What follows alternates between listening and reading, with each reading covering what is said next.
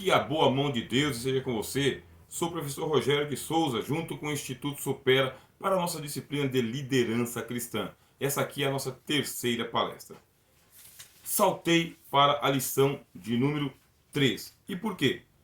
Porque a lição de número 2 ela é bem extensa, tem conselhos excelentes para que você desenvolva as suas habilidades pessoais.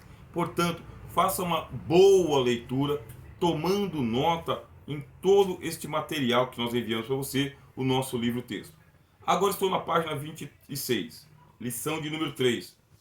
Quais são os caminhos que o líder deve tomar para ter sucesso em reuniões? Veja só, você tem um adestramento intelectual, uma responsabilidade ética, moral e espiritual. As pessoas estão dependendo do sucesso da sua liderança. Se houver fracasso, você não pode terceirizar. Certamente, você pega Moisés. Moisés não conseguiu introduzir o povo de Israel na terra prometida. Por quê?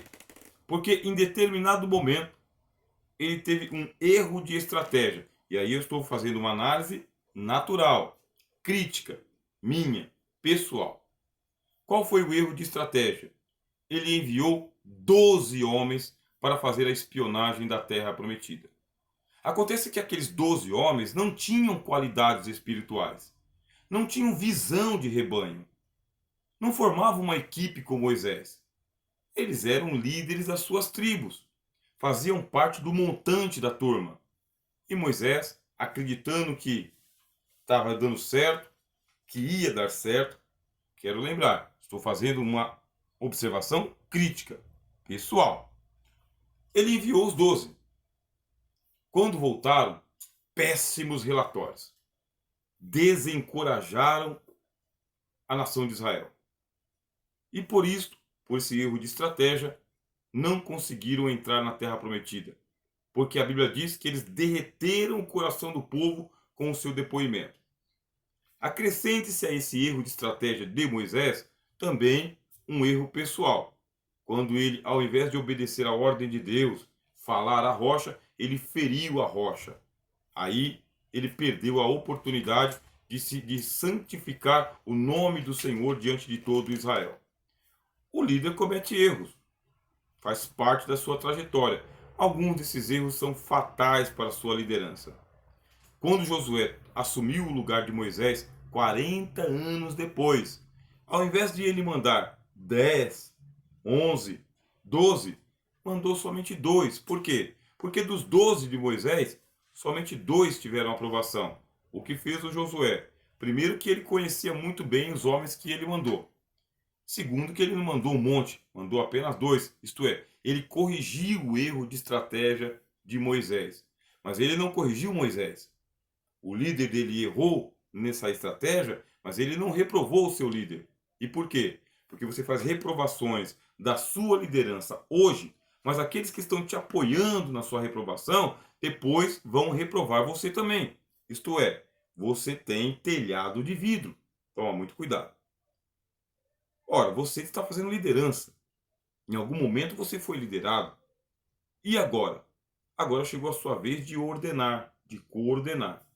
Os erros que Moisés cometeu, o Josué não cometeu. Mas houveram erros de Josué. Por exemplo, quando ele avançou sobre Ai, ele escolheu um pequeno número de soldados para invadir Ai. Ele menosprezou a potencialidade do inimigo e perdeu. Quando ele teve que fazer ali uma revisão, ele descobriu que um dos homens que fazia parte do seu exército não era crente e tinha causado a ruína. Erros de Moisés são erros de Moisés. Erros de Josué são erros de Josué. Os erros dos seus líderes pertencem a eles, mas você tem os seus erros também. Como que você faz para errar menos? Se apoia na experiência que eles tiveram, melhora a sua inteligência, a sua intelectualidade, não se confie apenas na sua habilidade e aprenda a fazer articulações, alianças, acordos, bons acordos com aqueles que você também está liderando. E para isso, habilidade nas reuniões, dependendo do modelo eclesiástica em que você está inserido. Aqui, nosso livro-texto fala sobre liderança e reuniões. Reuniões de equipe é uma parte importante do processo de aprendizagem de trabalho coletivo e como um recurso para o desenvolvimento da visão. O líder é responsável pelas reuniões e precisa conduzi-las com forte sentido de direção e objetivo. Os integrantes da equipe esperam que o líder tenha ampla capacidade de dirigi-las eficazmente. Daí, gaste tempo pensando sobre a reunião. Você monta a pauta. Não exagera na pauta. Monte uma pauta enxuta, objetiva, mas também propositiva. Porque se você quiser resolver todos os problemas de uma pancada só, resolve nada. Só causa confusão, só desgaste. 1, 2 ou 3 itens para cada reunião que você realizar com a turma que está com você, com a sua equipe. Estabeleça o propósito. Mas escreva, tá bem? É uma orientação que nós estamos passando a você. Escreva o propósito. Você tem uma base bíblica, você tem um contexto espiritual e você tem ali escrito, letra sobre letra, qual que é o propósito de uma reunião de lideranças. Perguntas. É uma boa ideia refletir sobre questões que eventualmente surgem entre os participantes, conforme cada item é discutido. Pense em perguntas que possam sugerir ou surgir na reunião, ou seja, antecipe-se, estude o assunto, estude a matéria. Você tem a Bíblia no coração, você tem uma formação intelectual, você tem gente que te apoia na reunião, mas pode ter algum sabão ali no meio do caminho, alguém pode jogar uma casca de banana e você escorregar, tem que estar muito bem amparado. Toma cuidado para você não errar por ingenuidade. E também não vá com aquela ideia, sabe, já pré-concebida de que vai ser atacado pelos seus companheiros. Não é isso. Vá bem preparado. Abra o fórum. Não tenha medo de abrir o fórum de discussões. Mas não fica tergiversando, entendeu? Quando a gente falou aqui dos combinados, dos acordos e das alianças, tem coisa que é inegociável e está fora de discussão. E outras são maleáveis. Tempo, ocasião, quem, onde, quando, por quê. Você pode estar conversando ali. Quer dizer, dê um espaço para a participação das pessoas, embora que a igreja não tenha aquele negócio de gestão democrática, né? Não é uma república. Portanto, nós não temos aquela gestão democrática, mas somos uma congregação participativa, uma comunidade participativa e as sugestões são bem-vindas. Podem não ser aclamadas, podem não ser acatadas, mas devem ser ouvidas. Ponha vida na reunião, isto é, cuidado com a monotonia. É desgastante, é entediante e não é nada convidativo e nem propositivo. Opte por alternativa. A reunião é necessária? Existe alternativa de comunicação com a equipe? Essas questões podem evitar preparações e reuniões desnecessárias. E é por isso que quando você está lá redigindo o estatuto social de uma organização, de uma empresa, da igreja, a igreja organizada, existem as reuniões ordinárias e as extraordinárias. As ordinárias são anualmente, às vezes bienalmente, e as extraordinárias, quando se fizer necessário. Preste atenção, você tem as redes sociais para se comunicar, você tem os grupos das igrejas, dos departamentos. Você tem agora as reuniões que são feitas aí remotamente. Por isso, dependendo da situação, pensa bem, tem uma alternativa para a reunião? Tempo escasso de todo mundo cansado, pouco tempo, vai ter uma reunião atrapalhada, amontoada, vai ser só um momento.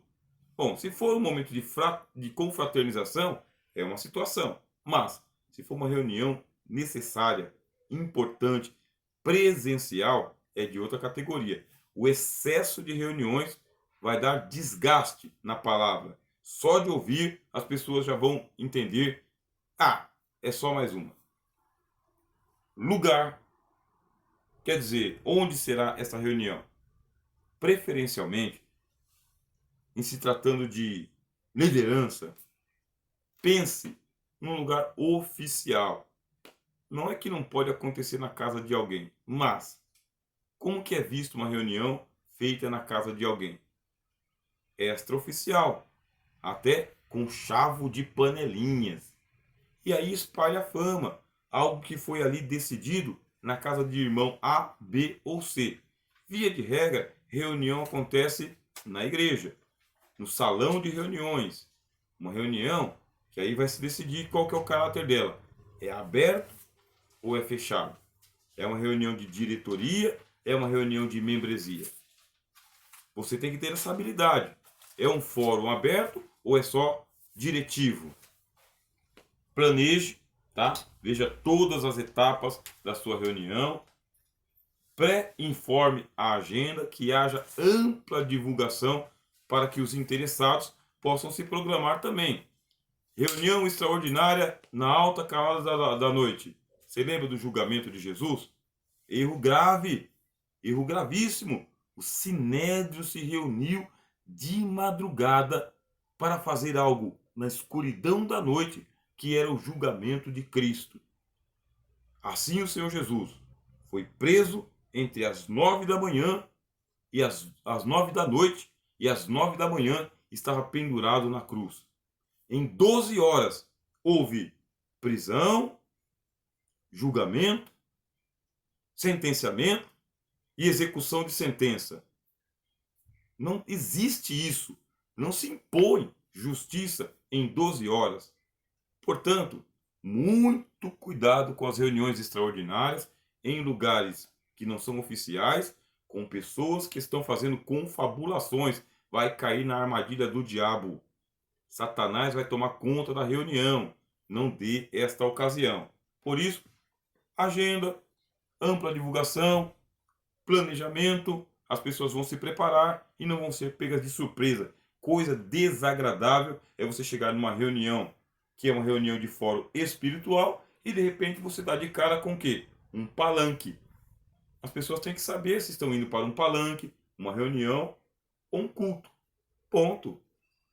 Contato prévio, equipamento. A gente sofre muito quando vai participar de certas reuniões que o pessoal não se preocupa com som e imagem, iluminação e ventilação, conforto e comodidade, se isso é possível. Aonde estacionar, por qual porta que nós vamos entrar, em que lugar que nós vamos nos assentar, se o microfone está com ruído, se as caixas estão boas, tudo isso aí você vai se preparando. Ah, mas aí é muita coisa para mim fazer. Você tem uma equipe, a sua equipe de som e imagem, a diaconia, os colaboradores da igreja, gente que te ajuda a fazer o serviço do Senhor. Marque a hora, faça as apresentações pessoais daqueles que são seus convidados pessoais. Tem um convidado seu, pessoal, que não faz parte da galera. Então essa pessoa tem que ser apresentada formalmente, principalmente se ela for um desconhecido da igreja ou do departamento.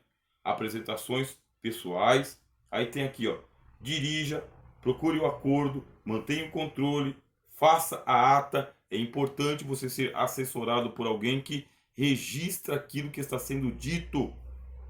Hoje, você pode gravar a reunião, mas aí envolve direito de som e imagem. Não pode ter divulgação externa. Tem muita gente aí gravando as reuniões e não tem efeito jurídico se não houver uma autorização expressa de quem está participando ali.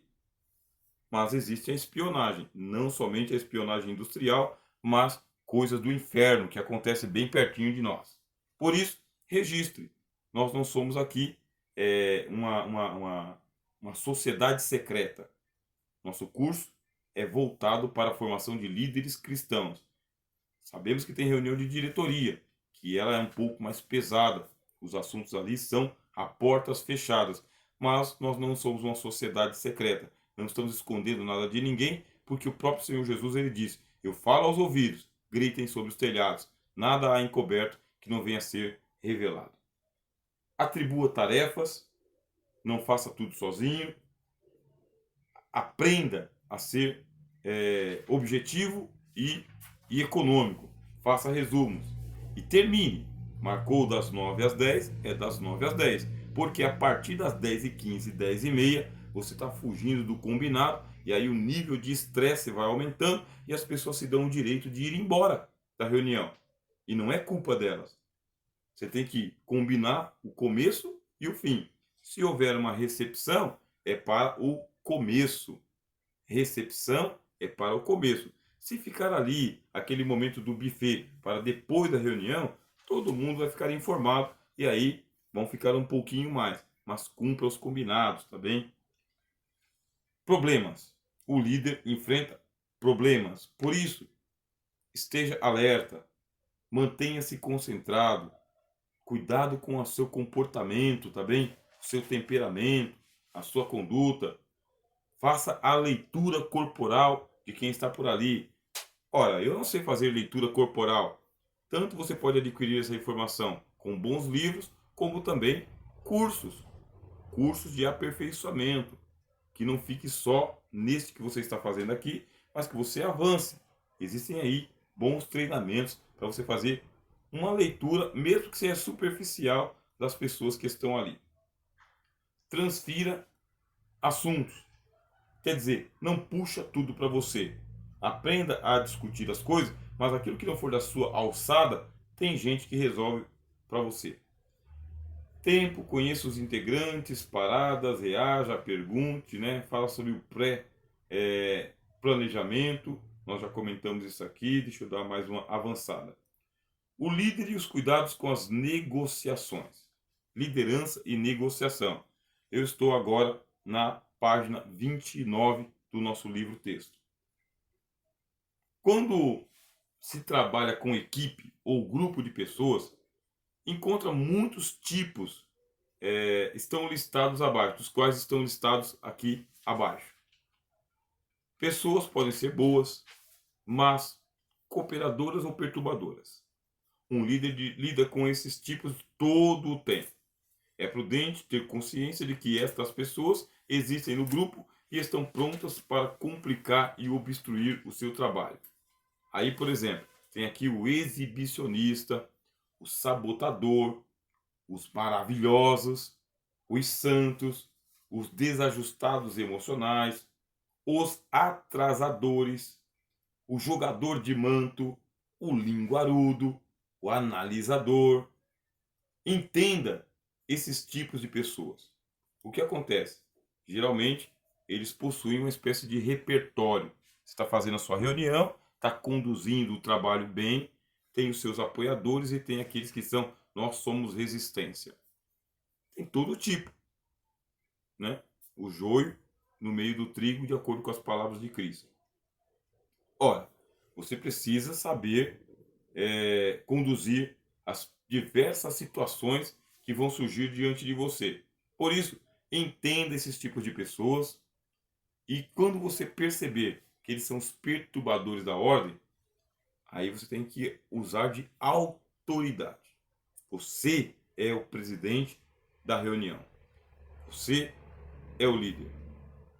Significa o quê? Chegou a hora de você falar com firmeza, tá bem? A origem da autoridade não está em você. E no teu cargo já vem investido uma aura de autoridade. Quer dizer, pessoas que te apoiam querem ver você tomar uma postura firme.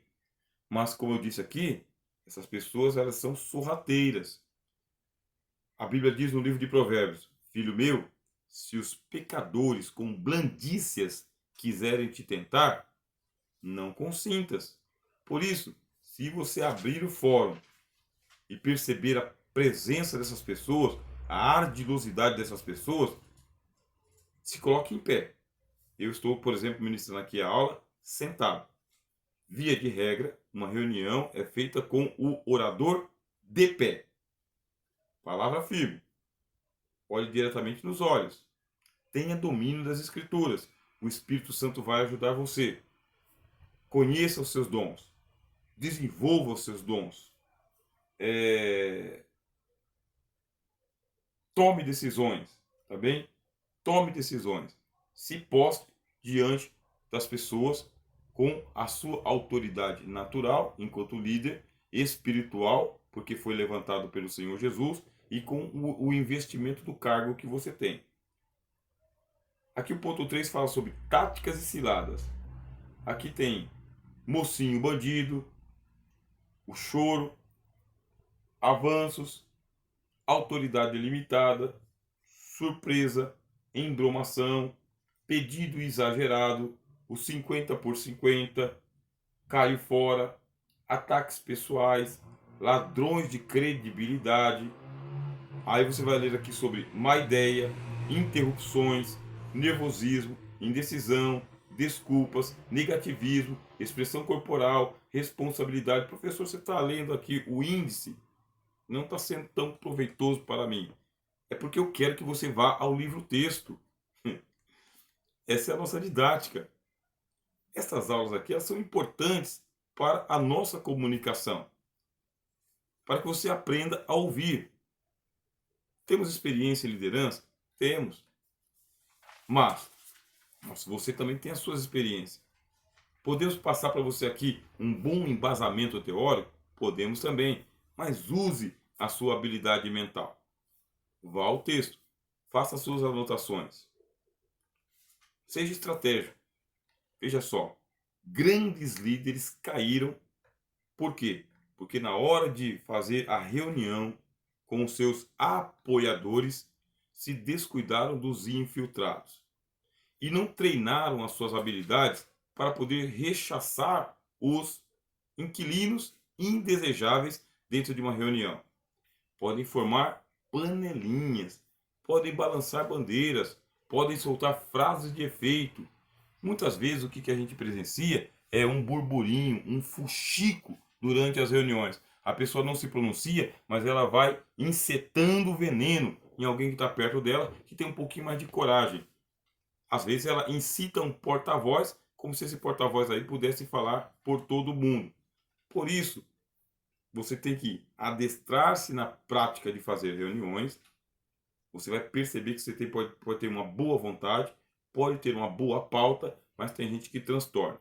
Eu passo, por exemplo, uma experiência que eu, durante 8 anos, tive à frente de igreja. Nós fazíamos uma reunião mensal para planejamento, montagem da escala. E ali havia uma família muito influente que queria que todos os destinos da igreja girassem em torno das suas deliberações. Era mãe, era irmão, era irmã, era cunhado, todo mundo ali. E quem fazia a liderança da igreja naquela ocasião era eu. Então eu ouvia todos, tomava anotações, deliberava com eles. E quando eu percebia que os destinos da igreja estavam indo para os interesses daquela família, era hora de ou parar a reunião ou então usar de firmeza. Confesso que muitas vezes eu cedi à pressão. Cedi à pressão para testar, acreditando na boa vontade. Mas eu me lembro que nós tomamos uma decisão, não vou aqui contar qual que foi, mas foi uma decisão muito decepcionante mesmo. Em questão assim de 2 semanas, a pessoa que tinha embromado naquela reunião fez algo que transtornou a congregação toda. E aí desgostou grande parte da igreja. E eu tive que chegar depois com firmeza na pessoa e dizer: por que você está fazendo isso, cidadão? Tá certo que a gente combinou na reunião, mas desse jeito que você está fazendo? Então aqui vai um meia-culpa. Tudo isso que você vê no livro-texto está em tese, mas são teses testadas, são verdades vividas. Anota o que está sendo dito para você aqui. Cuidado com a sua boa-fé em excesso. Vá bem preparado para as suas reuniões, mas vá bem equipado com a turma do seu lado e as armadilhas, entendeu? Cuidado com as armadilhas. Bom, você vai ver, continuar lendo aqui, tá bem? Fala sobre as fraquezas. Quais são as fraquezas? Não ser assertivo, não ser organizado, agir com ingenuidade, falta de objetividade, não tem os dados na mão, informações importantes e assim por diante. Bom, agora eu termino essa terceira palestra, já convidando você para a última parte da nossa lição, tá bem? Lembrando, embora não seja necessário, nós somos o Instituto Supera. Professor Rogério de Souza, na disciplina Liderança Cristã.